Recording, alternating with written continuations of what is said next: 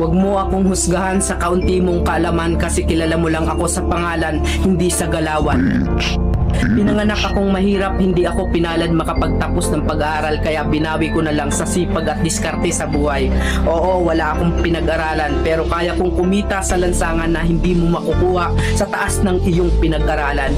Bago mo ako husgahan, daanan mo muna lahat. Wala kang karapatan namang maliit ng buhay ng iba dahil hindi mo naman nabili lahat ng mga taong nasa paligid mo. May mga tao kasing ganito yung napakataas ng tingin sa sarili. Yung porke meron sila ngayon, akala nila required na nilang maliitin lahat ng nasa paligid nila. Oo, nandun na tayo sa maayos yung buhay mo, meron kang ganto, meron kang ganyan, pero wala kang karapatan namang maliit ng buhay ng iba. Dahan-dahan ka kasi bilog ang mundo. Huwag mong hintayin na yung pinaparanas mo sa iba maranasan mo rin. Today's advice, napakaraming taong ganto. Yung tipong mahilig mang maliit ng buhay ng iba porke maayos yung sitwasyon ng buhay nila. Tanong ko lang, nabili mo na ba yung mga buhay ng taong nakapaligid sa'yo? Kaya kung mahilig kang mamaliit ng buhay ng iba, ingat ka.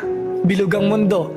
Ingat sa pangmamaliit ng buhay ng iba dahil yung pinaparanas mo sa kanila, ingat ka, baka bumalik sa'yo at maranasan mo din. Paano mo nga ba makukuha yung balanse ng buhay? Yung hindi sobra, hindi kulang?